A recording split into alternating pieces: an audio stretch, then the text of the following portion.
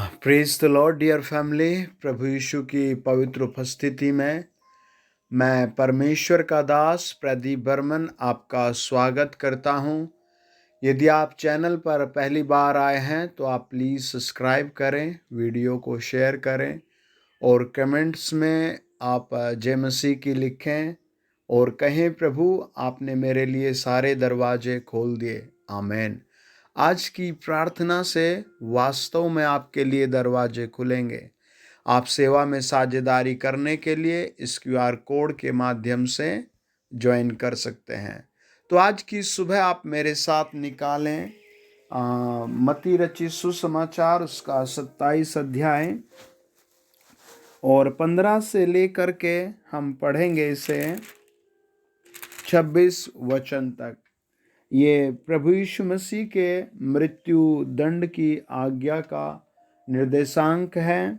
इसे आप मरकुस 15 अध्याय 6 से 15 वचन में पढ़ सकते हैं, समझ सकते हैं। लूका रचित सुसमाचार 23 अध्याय और उसका 13 से लेकर के 25 वचन तक आप इसे पढ़ सकते हैं। यूहन्ना रचित सुसमाचार उसका 18 अध्याय 39 से लेकर के 19 अध्याय के 16 वचन तक इस वृत्तांत को पढ़ सकते हैं। इन सारी जगहों में प्रभु यीशु मसीह के लिए मृत्यु दंड की वो आखिरी सभा लिखी है जहां प्रभु यीशु मसीह को पकड़कर पहुंचाया गया। लिखा है 15 वचन में, हाकिमों की यह रीति थी उस पर्व में लोगों के लिए किसी एक बंदी को जिसे वे चाहते थे छोड़ देते थे। परमेश्वर के वचन में वहाँ के सिस्टम को दर्शाया गया है कि वहाँ का एक सिस्टम था कि वो जिसको चाहते थे अपनी रीति से छोड़ देते थे। जब हम प्रभु यीशु मसीह के विषय में पढ़ते हैं मत्ती 6 अध्याय, तो वहाँ प्रभु ने चेलों को प्रार्थना करनी सिखाई और कहा 6 अध्याय के 9 पद में, अतः तुम इस रीति से प्रार्थना किया करो। और जब हम मरकुस में पढ़ते हैं तो 10 अध्याय में लिखा है, वह अपनी रीति के अनुसार उन्हें फिर उपदेश देने लगा। और जब हम इसे लूका रचित सुसमाचार में पढ़ते हैं तो लिखा है, लूका रचित सुसमाचार 2 अध्याय उसका 42 पद, जब वह 12 वर्ष का हुआ तो वह पर्व की रीति के अनुसार यरूशलेम को गया। है ना, एक रीति यानी एक वहाँ का स्टाइल था जिस रीति के अनुसार वो लोग काम करते थे। आपके घर में भी एक रीति हो, मतलब एक स्टाइल हो कि आप सुबह वचन पढ़ते हैं, रात को गीत गाते हैं, आप फ्राइडे को उपवास रखते हैं, अपनी गरीबी में भी प्रभु को धन्यवाद देते हैं, अपने हर चीज़ का दशवांश प्रभु की सेवा में भेजते हैं और प्रभु का सुसमाचार हर आदमी को देना चाहते हैं। जो भी आपको मिले उसके दुख पर आप प्रार्थना करें और प्रभु के शुभ संदेश को उन्हें सुनाएं। आपका एक स्टैंडर्ड, एक रीति जरूर हो, आपके जीवन में ये रीति हो, है ना। जैसे आप कई बार विश्वासी भी जब किसी ऐसी पार्टी में जाते हैं जहाँ लोग शराब, विस्की, ये सब ऐसे अजीब अजीब से काम करते हैं तो वो भी करने लगता है। तो आपकी एक रीति हो कि आप उस शादी में, विवाह में भी लोगों को संदेश देंगे कि पवित्र परमेश्वर, दयालु परमेश्वर और स्वर्ग का परमेश्वर आप लोगों से प्यार करता है। हॉस्पिटलों में आप जाएं तो आपकी एक रीति हो कि आप प्रभु के बारे में ज़रूर बताएंगे। वहाँ के लोगों की एक रीति थी कि वो पर्व के समय किसी एक मुजरिम को छोड़ देते थे। तो अगर आप उत्पत्ति से पढ़ते हैं, उत्पत्ति 1 अध्याय में, तो प्रभु के सारे कामों को आप देखते हैं। और जब आप मत्ती रचित सुसमाचार को देखते हैं, 1 अध्याय में प्रभु यीशु का जन्म कैसे हुआ, 2 अध्याय में पिलातुस और सारा जग उसे प्रणाम करने आए, ज्योतिषी प्रणाम करने आए, और फिर 3 अध्याय में आप देखते हैं प्रभु यीशु का कैसे बैप्टिज्म हुआ। 4 अध्याय में प्रभु यीशु ने कैसे फास्टिंग की। 4 अध्याय के अंतिम पदों में 22, 23, 24 में प्रभु ने चेलों को चुन करके वहाँ के बहुत से बीमारों को चंगा किया। और जब ऐसे वृत्तांतों को आप देखते हैं, 5 अध्याय में पहाड़ी उपदेश को देखते हैं, 6 अध्याय में प्रार्थना करनी सिखाता है प्रभु, 7 अध्याय में उपदेश देता है, 8 अध्याय में दुनिया भर के मरीजों को चंगा करता है। तो इस तरह पता लगता है प्रभु के सारे कामों का कि प्रभु ने कैसे कैसे काम किए। लेकिन वो उन सब कामों को देखने के बाद भी प्रभु यीशु को एक मुजरिम की कैटेगरी में रखते हैं। वो कहता है उस समय उनके यहाँ बरअब्बा नामक एक माना हुआ बंदी था। देखिए बाइबल में बरअब्बा नाम ज़्यादा बार नहीं आया। अगर आप इसको ध्यान से अध्ययन करें तो आपको बरअब्बा का एक छिपा हुआ जीवन दिखाई देगा। वो संसार में कैसा व्यक्ति है? गुंडा व्यक्ति है। उसके ऊपर केस है, रेप का केस, चोरी का केस, मर्डर का केस, अपहरण का केस, और ऐसे न जाने कैसे कैसे केस उसके ऊपर लगे हुए हैं। और वो इन सारे केसों के बोझ में दबा हुआ है और वो पकड़ा गया है कि उसे सजा मिले, और वो इसीलिए वहाँ पर खड़ा है।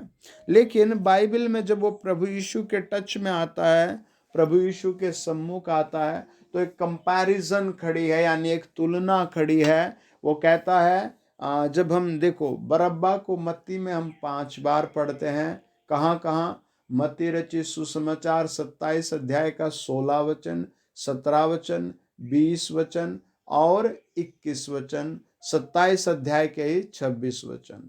1, 2, 3, 4, 5। तो मत्ती में इसको 5 बार जिक्र है, मरकुस में 3 बार, लूका में 1 बार, यूहन्ना में 1 बार। यूहन्ना 18 अध्याय 40 पद कहता है, और तब उन्होंने फिर चिल्ला कर कहा, इसे नहीं परंतु हमारे लिए बरअब्बा को छोड़ दे। और बरअब्बा डाकू था।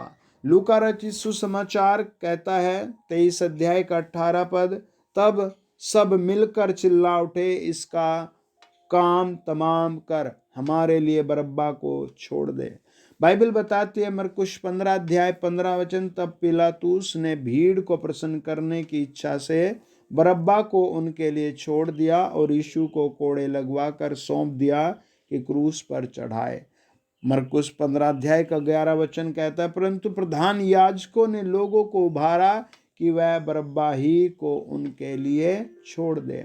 15 अध्याय का 7 वचन कहता है मरकुस, बरअब्बा नाम का एक मनुष्य उन बलवाइयों के साथ बंधुआ था जिन्होंने बलवे में हत्या की थी। 27 अध्याय का 26 पद कहता है, इस पर उसने बरअब्बा को उनके लिए छोड़ दिया और यीशु को कोड़े लगवा कर सौंप दिया कि क्रूस पर चढ़ाया जाए। 27 अध्याय का 20 वचन कहता है मत्ती रचित सुसमाचार, प्रधान याजकों और प्राचीनों ने लोगों को उभारा कि वह बरअब्बा को मांग ले और यीशु को नाश करे। तो आप इस तरह 11 बार बाइबल में बरअब्बा को देखते हैं। इसके पीछे बरअब्बा के बहुत सारे काम हैं उसके जो उसने किए हैं। आप भी किस हालत में प्रभु के पास आए हैं, आपका इस दुनिया में कैसा जीवन था, आप कैसे व्यक्ति थे, वो सब छोड़ करके आपका प्रभु यीशु में एक नया जीवन है। प्रभु यीशु में आपका एक समर्पित जीवन है। देखिए वहाँ के लोगों का चुनाव क्या है। 17 और 18 पद मत्ती रचित सुसमाचार 27 अध्याय, अतः जब वे इकट्ठे हुए तो पिलातुस ने उनसे कहा, तुम किसको चाहते हो कि मैं तुम्हारे लिए छोड़ दूं, बरअब्बा को या यीशु को जो मसीह कहलाता है? क्योंकि वह जानता था कि उन्होंने उसे डाह से पकड़वाया है। राजा को पता है कि ये कैसे प्रभु यीशु को पकड़ कर लाए हैं, चिढ़कर डाह करके, है ना। वो डाह कर रहे थे प्रभु की सामर्थ से, वो डाह कर रहे थे प्रभु की पवित्रता से, वो डाह कर रहे थे प्रभु यीशु के एक प्रेम से जो प्रभु यीशु के दिल में था। वो इस चीज़ से डाह कर रहे थे और प्रभु यीशु को ठुकरा रहे थे। परमेश्वर का वचन बताता है वहाँ एक चुनाव आया कि तुम्हें क्या करना है। आपके सामने भी एक चुनाव है, आप पवित्र परमेश्वर को चुने या बरअब्बा जैसे कामों को सुने। वो परमेश्वर के सम्मुख जब आते हैं तो वो एक चुनाव आता है कि तुम किसको चुनते हो, है ना। तुम परमेश्वर को चुनते हो या फिर तुम बरअब्बा जैसे कामों को चुनते हो, है ना। ये एक चुनाव हमेशा रहता है।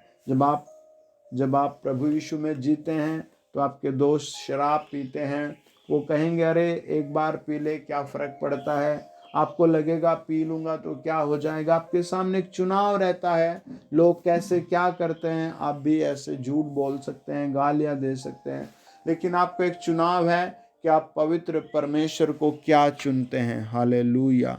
वो कहता है कि तुम किसको चाहते हो, है ना। देखिए लोगों ने क्या चुना। जब वह न्याय की गद्दी पर बैठा हुआ था तो उसकी पत्नी ने उससे कहा, कहला भेजा तो उस धर्मी के मामले में हाथ न डालना, क्योंकि मैंने आज सौपन में उसके कारण बहुत दुख उठाया है ना। कैसे कैसे क्या कोई सौपन में दुख उठा सकता है। आज विज्ञान का युग है, जीपीआरएस का युग है, वीडियो कॉल का ज़माना है। आज एक ऐसा ज़माना है कि आप घर बैठे इंटरनेशनल तरीके से कहीं से भी शॉपिंग कर सकते हैं। आप एक ऐसे बहुत एडवांस चीज़ों में है जहाँ हेल्पफुल है सब चीज़ें। आप कहीं से भी सामान बुक कर सकते हैं, कहीं पर बेच सकते हैं, आप बिजनेस कहीं कर सकते हैं, आप अंतरिक्ष यात्राएं घर बैठे बुक करके कहीं पहुंच सकते हैं। वो ऐसे ज़माने में, लेकिन ये आप ध्यान से देखिए, वो रानी है, वो राजा की पत्नी है, और वो कहती है कि मैंने इसके कारण सौपन में यातना सही है। अब देखिए जब आप कोई भी युग हो, कोई भी क्षेत्र हो, लेकिन जो राजा होगा या हाकिम होगा या सर्विसमैन होगा, उसके घर की सुविधाएं अलग होंगी, और जो एक बेचारा मजदूर आदमी, गरीब आदमी होगा, उसके घर की सुविधाएं अलग होगी। और जिसके पास जितना पैसा होगा उसके घर में उतनी बेस्ट सुविधाएं होंगी, पढ़ा लिखा होगा। तो ईरानी भी बेस्ट प्लेस पर है, बेस्ट जगह है, घर है, सब चीज़ें हैं। इसके पास मखमल का कपड़ा है, मखमल का बेड है, खाने के लिए है, और इसका काम करने के लिए नौकर है। लेकिन ये एक बात रिपीट करती है कि मैं सौपन में बहुत यातना सहती हूँ। यहूदा की पत्री 1 अध्याय 8 वचन कहता है, उसी रीति से सौपनदर्शी भी अपने अपने शरीर को अशुद्ध करते और प्रभुता को तुच्छ जानते हैं और ऊंचे पद वालों को बुरा भला कहते हैं। परमेश्वर ने कहा सौपनदर्शी, है ना। प्रभु डांटता है और कहता है ये कैसे हैं, सौपनदर्शी हैं, जो अपने आप को सौपन के माध्यम से भी अशुद्ध करते हैं, अपने आप को सौपनों से भी गंदा करते हैं, अपने आप को सौपनों के माध्यम से तुच्छ करते हैं, अपने सौपनों के माध्यम से बहुत अजीब करते हैं। बाइबल बताती है अय्यूब की किताब 33 अध्याय और उसका 14 वचन, परमेश्वर तो एक क्या वरन 2 बार बोलता है। वचन बताता है कि परमेश्वर एक नहीं 2 बार बोलता है, परंतु लोग उस पर चित्त नहीं लगाते। आपको चित्त लगाना है, परमेश्वर की आवाज को पकड़ना है, परमेश्वर की आवाज को सुनना है। आमीन। सौपन में या रात को दिए हुए दर्शन में जब मनुष्य घोर निंद्रा में पड़े रहते हैं या बिछौने पर सोते हैं, तो वह मनुष्यों के कान खोलता है और उनको शिक्षा की मोहर लगाता है, यानी उनकी शिक्षा पर मोहर लगाता है। प्रभु से ऐसे बात करता है और कहता है कि सौपन के, देखो प्रभु 4 तरीके से मैं मानता हूं कि प्रभु बात करता है, हो सकता है ज़्यादा या कम भी। पहला, प्रभु यीशु आपसे सौपन के माध्यम से या संगति के माध्यम से, आपकी परिस्थिति के माध्यम से, आप जहाँ कहीं प्रार्थना में है, आप उस जगह के संगति के माध्यम से बात कर लेता है, मेरे द्वारा बात कर लेता है। मैं एक बार नीति वचन 1 अध्याय पर यूट्यूब के माध्यम से प्रचार कर रहा था, तो वहाँ मैंने बताया कि परमेश्वर आपको बुरी संगति से रोकता है, चाहे आपको 1 करोड़ रुपए का भी फायदा हो। तो तब कई सारी बहनों ने हमें रिप्लाई दिया और बताया कि हम बहुत गरीबी से गुजर रहे थे, बहुत दुखों से गुजर रहे थे, हमें ऐसे ऑप्शन मिले जहाँ पर हम गलत काम करके बहुत पैसा कमाएं, और हमारे रिश्तेदारों ने, हमारे बहुत करीबी लोगों ने हमें उस चीज़ में धकेल भी दिया था, लेकिन उसी दिन यूट्यूब के माध्यम से आपका प्रचार आया और आपने कहा मैं प्रभु पर भरोसा करूंगा, प्रभु का वेट करूंगा, गलत काम नहीं करूंगा। और हम उस प्रचार को सुनकर हमें लगा प्रभु हमें रोक रहा है, और हमने मना कर दिया और हम लोगों से भी दूर आ गए, हम पवित्रता में आ गए। तो प्रभु ऐसे बात करता है। दूसरा, प्रभु अपने वचन से बात करता है। तीसरा, प्रभु अपना दर्शन भेजकर बात करता है। हालेलुया। जब आप सोते हैं, जब आप जागते हैं, जब आप सोते हैं, प्रभु तब आपसे बात करता है। हालेलुया। सौपन के माध्यम से। Praise the Lord. जब आप सौपन देखते हैं रात को, प्रभु आपको कुछ दिखाता है। अय्यूब कहता है 4 अध्याय के 13 वचन में, रात के सौपनों की चिंताओं के बीच जब मनुष्य गहरी निद्रा में रहते हैं, मुझे ऐसी थरथराहट और कपकपी लगी कि मेरी सब हड्डियां तक हिल उठी। Praise the Lord. तब एक आत्मा मेरे सामने से होकर चली और मेरी देह के रोंगटे खड़े हो गए। वह चुपचाप ठहरे गई और मैं उसकी आकृति को पहचान न सका, परंतु मेरी आंखों के सामने कोई रूप था। पहले सन्नाटा छाया रहा, फिर मुझे एक शब्द सुनाई पड़ा। वो उस सौपन की बात करता है और फाइनली प्रभु स्वयं आ जाता है। जब आप रोते हैं, परमेश्वर को पुकारते हैं, ढूंढते हैं। Praise the Lord. तो वो रानी इस तरह, वो अय्यूब 4 अध्याय उसका 13, 14, 15, 16 वचन में अय्यूब कहता है मेरे रोंगटे खड़े हो गए। और रानी को भी जब सुबह उठी तो उसके रोंगटे खड़े थे और वो कहते मैंने बहुत दुख उठाया। आज आपको जो भी सौपन सता रहा है, मैं उसे बांध कर आपकी जिंदगी से अलग कर रहा हूं। आमीन। जो भी दुष्ट आत्मा आपको सौपन के माध्यम से सता रही है, मैं प्रभु यीशु का दास उसे आपकी जिंदगी से अलग कर रहा हूं। आमीन। आप आमीन बोलकर उससे फ्री हो जाएं। प्रभु यीशु के नाम में आप उन गंदे ड्रीम्स से फ्री हो जाएं। आमीन। फिर वो कहता है 20 वचन में, प्रधान याजकों और पुरनियों ने लोगों को उभारा कि वह बरअब्बा को मांग ले और यीशु का नाश कराएं। हाकिमों ने उससे पूछा, इन दोनों में से किसको चाहते हो कि मैं तुम्हारे लिए छोड़ दूं? उन्होंने कहा बरअब्बा को। पिलातुस ने उनसे पूछा, फिर यीशु को जो मसीह कहलाता है क्या करूं? सब ने उससे कहा वह क्रूस पर चढ़ाया जाए। देखिए 27 अध्याय उसका 20, 21, 22 पद में और 23 पद में ये सब एक जॉइंट है। वो कहता है हाकिम ने कहा, क्यों, उसने क्या बुराई की है? परंतु वे और भी चिल्ला चिल्ला कर कहने लगे वह क्रूस पर चढ़ाया जाए। आपको ठोकर का कारण कोई भी लग सकता है, आपको कोई भी परमेश्वर से अलग कर सकता है। हो सकता है बुरे हालात, हो सकता है कोई बीमारी, हो सकता है आपके घर का कोई व्यक्ति, हो सकता है कोई बड़ा पद वाला व्यक्ति, आपको कोई भी। देखिए वो सारे लोग, लिखा है प्रधान याजकों और पुरनियों ने लोगों को उभारा, है ना।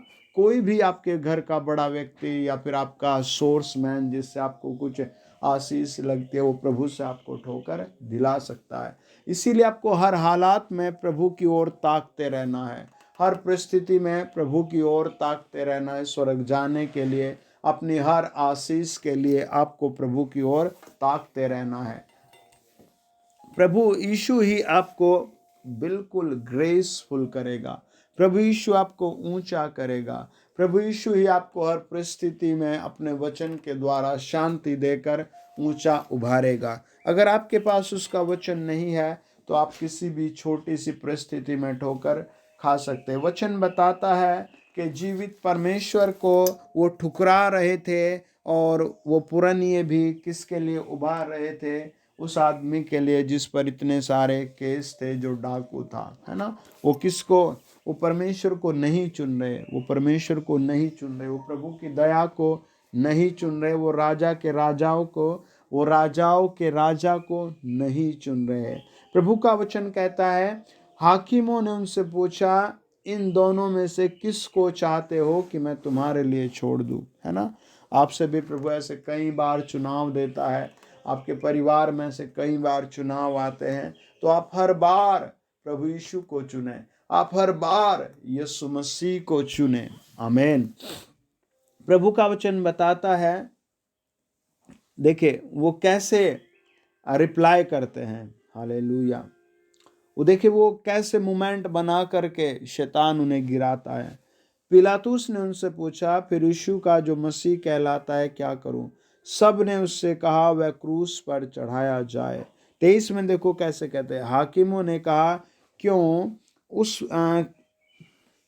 उसने क्या बुराई की है?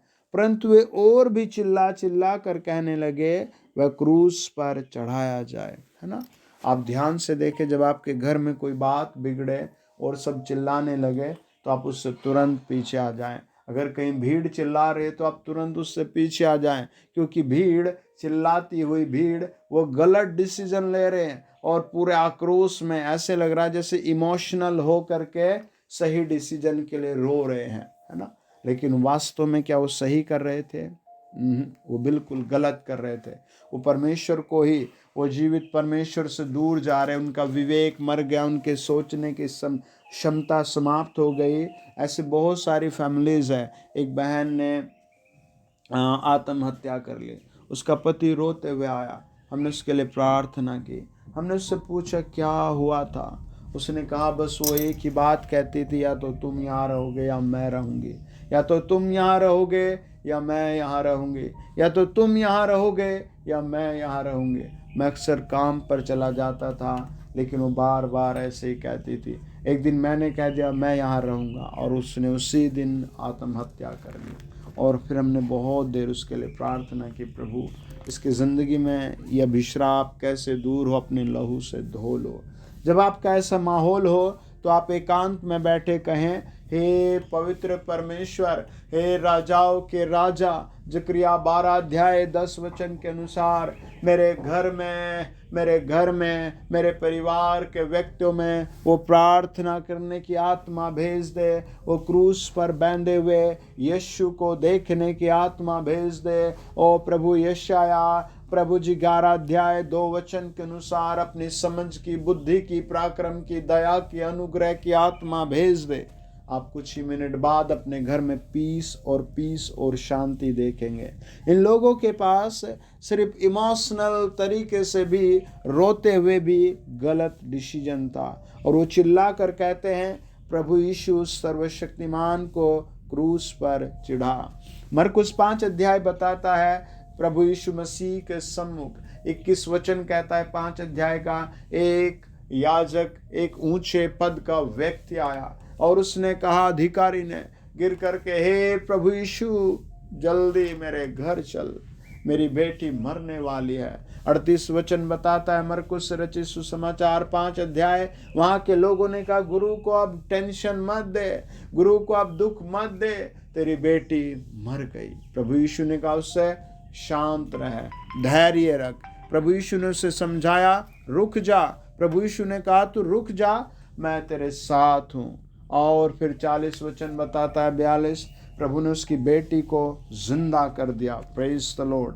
आप भी हर परिस्थिति में प्रभु यीशु को चुने, आप भी हर परिस्थिति में प्रभु यीशु के साथ बने रहें, आपके लिए गुड न्यूज़ आएगी। आइए प्रार्थना करें। आप अपने फ़ोन के डिस्प्ले पर हाथ रखें और बहुत इमोशनल तरीके से कहें, प्रभु यीशु मुझे पवित्र आत्मा से भर दे, प्रभु यीशु मुझे चंगाई से भर दे, प्रभु यीशु मुझे उत्तम बुद्धि से भर दे, प्रभु यीशु मेरे घर को तरक्की और शांति से भर दे। पवित्र आत्मा उन सब को छुए जो बीमार अपने बिस्तरों पर पड़े हैं। पवित्र आत्मा उन सब को छुए जो जिस किसी कैद में है। पवित्र आत्मा उन सब को छुए, छुड़ाए जो गरीबी में, दुख में, बीमारी में, कैद में, बुरी लतों में है। कम आउट, शैतान बाहर हो जाए, दुष्ट आत्माएं बाहर हो जाए। होली गॉस्ट टच करें, पवित्र आत्मा टच करे इन द नेम ऑफ जीसस। आपकी आँख खराब है, प्रभु आपकी आँख में रोशनी दे रहा है। किसी का नाम सुनीता, उसका पेट खराब है, आपका काम कुछ भी नहीं चल रहा है, प्रभु आपको छू कर ब्लेस कर रहा है। आपका नाम जैसे पंकज है, आपका घर बार सब तबाह है, प्रभु आपकी ज़िंदगी में काम करना चाहता है। होली गोस्ट, जो लोग इस चैनल को सब्सक्राइब किए हैं उन्हें टच करो, ब्लेस करो। आज जो इस वीडियो को सुन रहा है, पवित्र आत्मा से छुओ और प्रोग्रेस करो in the name of Jesus, Yeshu Masih के जिंदा नाम से। आमीन, आमीन, आमीन। God bless you dear family. मैं घोषणा कर रहा हूँ, गुड फ्राइडे से पहले आप कई सारी गुड न्यूज़ पाएंगे। आमीन। आप चैनल को सब्सक्राइब करें, वीडियो को शेयर करें। God bless you.